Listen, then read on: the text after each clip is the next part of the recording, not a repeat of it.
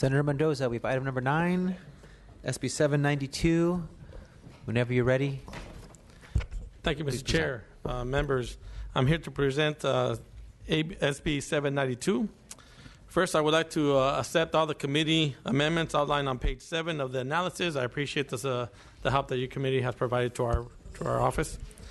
SB792 protects young, vulnerable children by making sure that those who care for them in child care settings are vaccinated against serious contagious illnesses. While diseases like the measles may seem like a minor inconvenience to you and I, it can be deadly for young children. Numerous expert bodies, including the CDC and the California Department of Public Health, recommend that those who care for young children receive a measles shot and other important immunizations. Until they are fully vaccinated, children rely on those around them to maintain a community of immunity. This bill will affect employees at daycare centers and family daycare homes and was carefully crafted to place these requirements within existing laws governing daycare centers. All the vaccines required by this bill are covered in full at no cost to the employee by insurance policies and Medi-Cal. Uninsured employees can find no to low-cost vaccines at their local health department. Employees can obtain medical exemption from their physician if they cannot be vaccinated or if they can show that they have already been immunized. The immunization records will be reviewed during the regular licensing inspections, along with other required records such as TB screening tests. We work to make sure the bill is minimally burdensome to providers, including recently amending the bill to scale back the required vaccinations. With me today to testify, we have Dr. Robert Kim Farley with the Los Angeles County Department of Public Health. We also have Shayla Williams on behalf of Kinder Care. I respectfully ask for your aye vote, Mr. Chair. Thank you, Mr. Senator. Witnesses in support. Good afternoon, Mr. Chair and members. I am Dr. Robert Kim Farley, and I'm testifying on behalf of the Health Officers Association of California and also representing Los Angeles County. By way of my background, I am Director of Communicable Disease and Control for the Los Angeles County Department of Public Health. Every day, parents throughout California entrust the staff of daycare centers to keep their infants and children safe. By requiring child care staff to be vaccinated, we can help prevent the transmission of vaccine-preventable diseases to these children.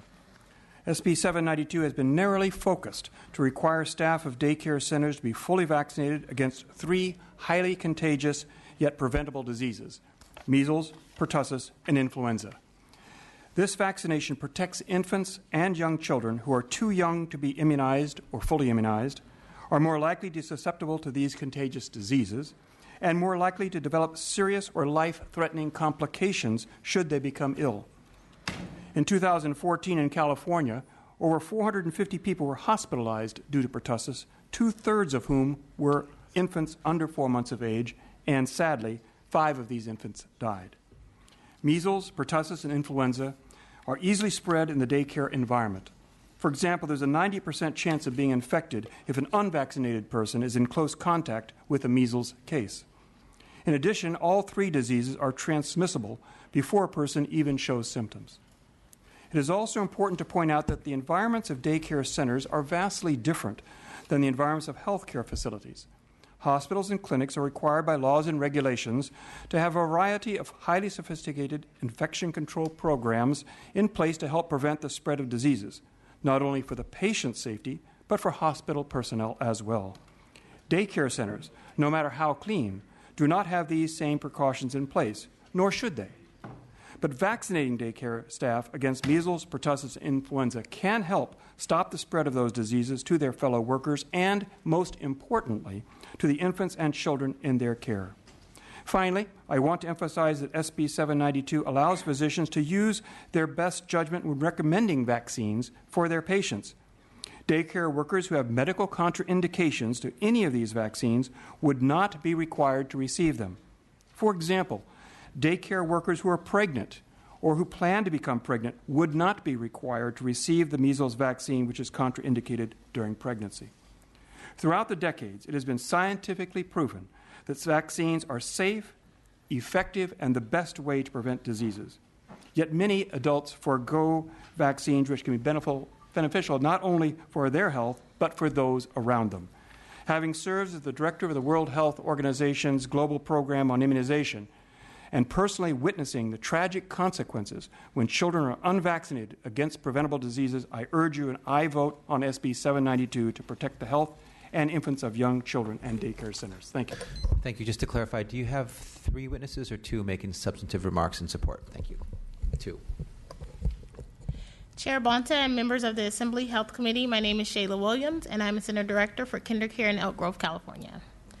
Thank you for the opportunity to come before you today in support of Senate Bill 792. KinderCare is a brand of Knowledge Universe, which has been serving children and families for over 40 years. Our brand includes the Children's Creative Learning Centers, our employer-sponsored child development centers, and champions. We have 181 community-based centers across the state of California, employing more than 3,700 teachers and staff.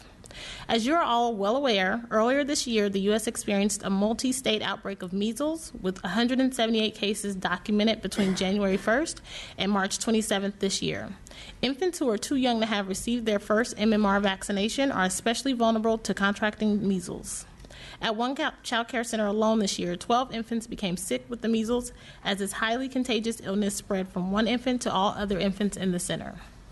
Given the close contact between child and caregiver and the vulnerable population child care providers serve, it seems prudent that child care workers be immunized, much like our counterparts in healthcare who work in close contact with vulnerable populations, such as infants. We at Knowledge Universe have recently instituted a policy requiring staff to be vaccinated for measles and have restricted access to our infant rooms to individuals who have been vaccinated and parents only. We have instituted this policy in all 39 states in which we operate and in the District of Columbia. We believe Senate Bill 792 will go a long way in protecting infants who are too young to be vaccinated from contracting vaccine-preventable diseases. We urge you to pass this important legislation. Thank you. Additional witnesses in support? Kat DeBerg with the Health Officers Association of California, proud sponsors, urging your support. Thank you. Additional witnesses in support? Yes, Chair and members, Sean South on behalf of the California Primary Care Association in support. Betsy Armstrong with the County Health Executives Association in strong support. Thanks. Ron Rapp on behalf of the California Federation of Teachers in support. Rebecca Gonzalez, National Association of Social Workers, California chapter in support. Alex Hawthorne on behalf of Children Now in support. Justin Garrett with the March of Dimes in support. Catherine Martin, Director for the California Immunization in strong support. Alicia Sanchez, representing the California Medical Association and our 40,000 members in strong support. Thank you. Lydia Bourne, representing the California Division of the American Academy of Pediatrics in strong support. Tanya Robinson Taylor, representing the California Hospital Association in support. Nicole Wortelman on behalf of the Alameda County Board of Supervisors in support. Michael Radigan on behalf of the Board of Supervisors, Santa Clara County in support. Dr. Donald Lyman, Academy of Preventive Medicine for the State of California in strong support. Thank you. See no more witnesses in support. Witnesses in opposition or others in opposition?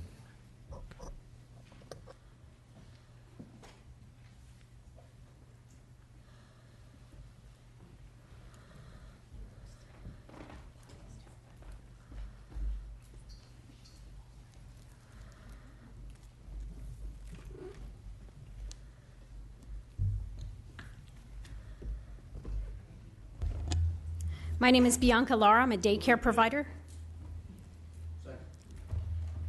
Please proceed. We have a motion. We have a second. Thank you.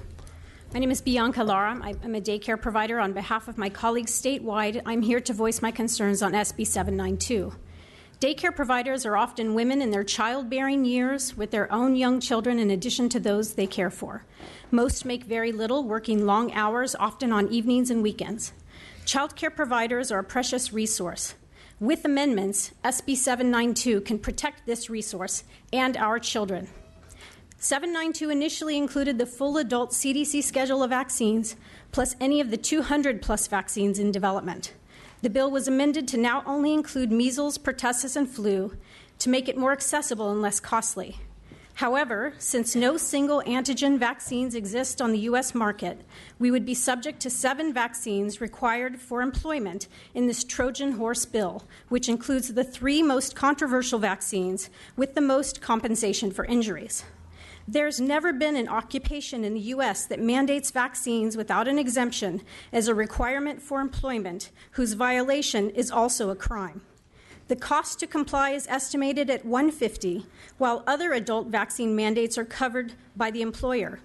In 792, the financial burden, adverse reactions, and any damage to herself or children are carried solely by the child care provider herself.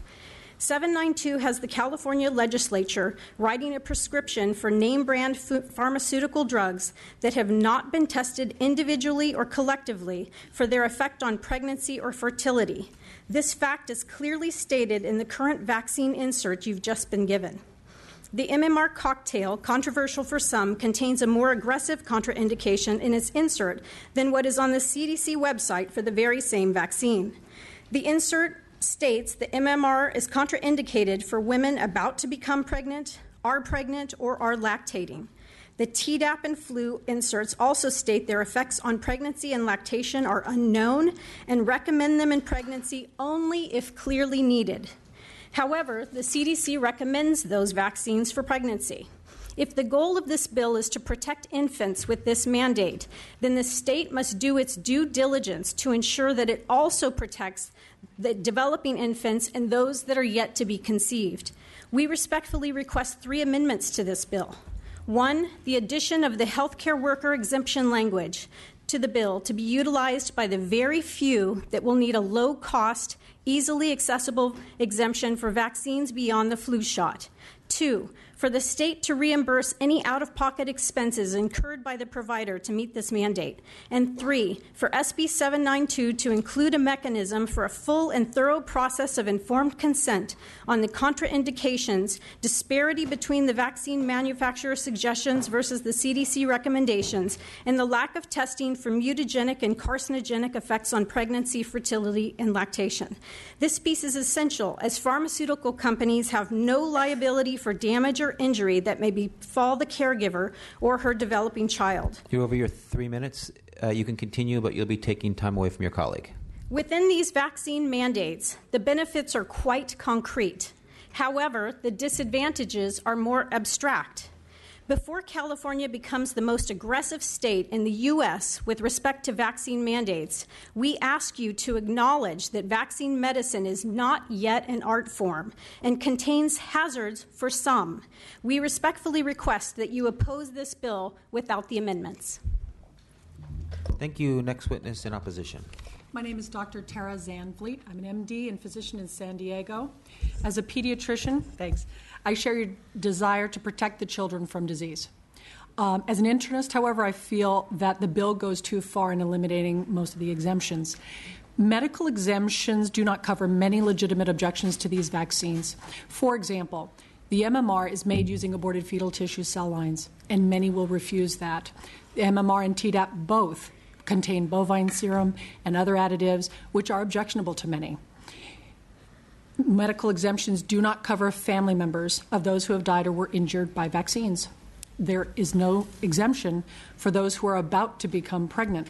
The MMR is contraindicated during pregnancy, but also during preconception and lactation. Many child workers are of childbearing age, and pregnancies are difficult to predict at best. The Tdap also has about a 17% spontaneous abortion rate when given in pregnancy, according to a 2012 study. If doctors are following the guidelines and giving it in their 3rd trimester, it compares to a 0.3% baseline rate. That's a huge risk. We ask that you broaden the exemptions allowed in this bill. In addition, medical exemptions will be difficult to obtain for this population especially. Access to medical care will be required. They are not well paid. They will likely qualify for Medi-Cal. After a 3 to 4 month wait while the paperwork is being processed, they will then have a 2-month wait for an appointment with their assigned primary care provider. So a worker with a legitimate medical condition will still be jobless 6 months later through no fault of their own. Vaccines are medical procedures, and as such, they require informed consent. It exists so doctors, government, and pharmaceutical companies cannot subject people to medical interventions against their will. The crux of the issue is the right to refuse. Without it, informed consent is violated. In this bill, pertussis and measles are mandated without options to decline. But pertussis and measles don't exist in the U.S. as individual vaccines. They are in combination with tetanus, diphtheria, mumps, rubella, so the risk is compounded to include the full 7 vaccines that the bill would require. How high is the risk? You're at time. Please wrap up. Okay. According to the Vaccine Injury Compensation Fund records, they are the 3 highest paid compensation. In this, the bill singles out daycare workers. Pediatricians can decline the vaccines. Firefighters, teachers, and even Disneyland employees can refuse the vaccines. For the first time outside of the military, we are opening the door to medical procedures being a condition of employment, and it is targeting a group who can least afford it and has the least protection. Thank you. Thank you. Additional witnesses in opposition. Terry Rourke, native Californian, surviving parent of vaccine-injured child, on behalf of the California Coalition for Vaccine Choice, in alliance with the National Vaccine Information Center, we strongly oppose any vaccine mandates without clear personal belief exemptions. Thank you. Thank you. Additional witnesses? My name is Jessica Hall. I'm a credentialed teacher in the state of California. I am opposing this bill. I have an autoimmune disease for which I cannot receive a medical exemption. My fear is that this will spread to teachers next, and I will no longer have a teaching career. There are a lot of conditions for which you cannot get a medical exemption, and it is extremely narrow. This would not be healthy for me and for a lot of other people. Please vote no. Thank you. And just as a reminder, after the 2 substantive witnesses on each side, we're having witnesses only state their name and organization and their position on the measure, not providing substantive testimony. Questions or comments from members of the committee?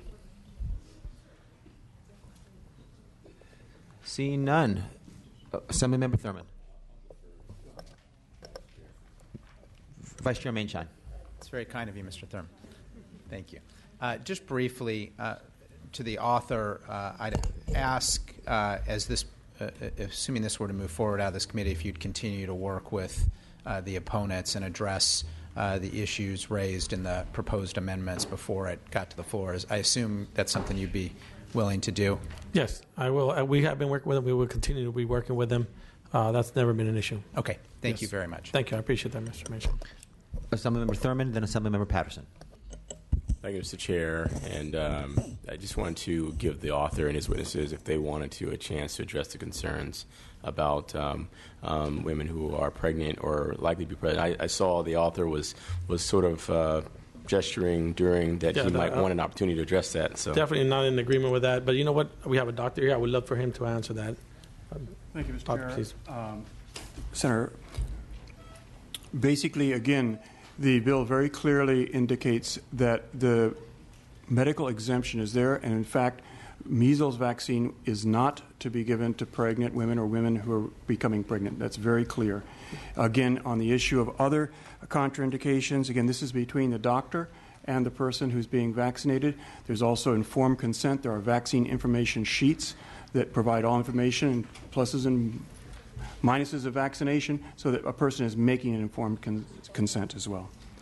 Maybe the health office can answer that one issue where the vaccines are made from aborted fetuses or things of that nature. The health office, have you? I know that's inaccurate, and that's been well, that's a concern that has not yet come up on this bill. So we need to look into that. I didn't have any additional questions, Mr. Chair. I just wanted it to be stated that there were these concerns about putting, employees who are pregnant at risk, and I believe that they were pretty clearly stated that, at least in the case of measles, to not be administered, and that as it relates to other vaccinations, it's a conversation between the individual and their physician. That's correct. Thank you. If I just might. I'm sorry, if I just might follow up on that, too, because of the other 2 vaccines we've talked about. Again, the Centers for Disease Control and public health officials around the country actually actively recommend for pregnant women the pertussis-containing vaccine and influenza-containing vaccine because of the fact for influenza disease is much more serious disease in pregnant women. This will protect their lives. And secondly, for pertussis, not only does that antibody to the vaccine go across to the infant, so they're protected even from birth, but also then they provide a cocoon around that infant of a protected, immunized individual. Thank you. Assemblymember Patterson. Thank you. Just connecting with Vice Chair Mainshine's comment. You are continuing to work with the opposition with respect to the expressions of their amendments. We've been working with them since we were in the other house. We've actually downscaled it to where we're at right now because of working with them. We're going to reach a point where they're going to want certain exemptions that we're probably not going to. We're going to agree to disagree on. That's been the case with the other vaccine bill. We're going to get to a point where we're at the point that we just can't agree, and we can't. We just agree to disagree. At this point, as we're hearing more issues that come up, we look into them, we validate them or not, and we just start and then we take amendments into our bill to make sure that we try to address some of the concerns. But sometimes the concerns change a little bit, or they bring other ones, and we have to keep looking into those, and that's okay. But yes, we will continue to be working with them.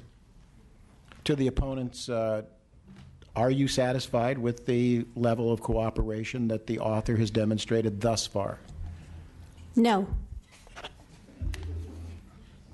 Thank you. Additional comments or questions from members? Assemblymember Burke. I want to make sure I'm clear. So there is or there is not or there will be or you're looking at a exemption for women who are trying to get pregnant, women who are pregnant, and women who are lactating. As I guess as a woman, I have to ask that whole complete question. I just want to get like a simple answer. Okay, this bill, if you're pregnant or about to get pregnant or through your doctor, this bill will not apply until you're. So if you are a pregnant woman trying to get pregnant or lactating, you go to your doctor to get a medical exemption, and then you do not have to get the vaccines. That's the way that you've accommodated for that issue. Yes, especially with the HIPAA requirements, yes. Okay, thank you. Any additional questions or comments from members of the committee? Seeing none, we have a motion. We have a second. Senator Mendoza, would you like to close? Members, it's been a long day. I appreciate your indulgence, and I respectfully ask for your aye vote. Thank you, Mr. Senator. We have a motion. It's due pass as amended to Human Services Committee. Madam Secretary, please call the roll. Bonta? Aye. Bonta, aye. Mainshine? Aye. Mainshine, aye. Bonilla? Burke? Aye. Burke, aye. Chavez? Chu? Gomez? Gonzalez? Hernandez? Lackey? Aye. Lackey, aye. Nazarian? Patterson? Aye. Patterson, aye. Ridley Thomas? Aye. Ridley Thomas, aye. Rodriguez? Aye. Rodriguez, aye. McCarty? Aye. McCarty, aye. Steinnorth? Aye. Steinnorth, aye. Thurmond? Aye. Thurmond, aye. Waldron? No. Waldron, no. Wood? Aye. Wood, aye. 11 to 1. The bill passes with a vote of 11 to 1. Thank you, Mr. Chair. Thank you, members. Thank you, Mr. Senator.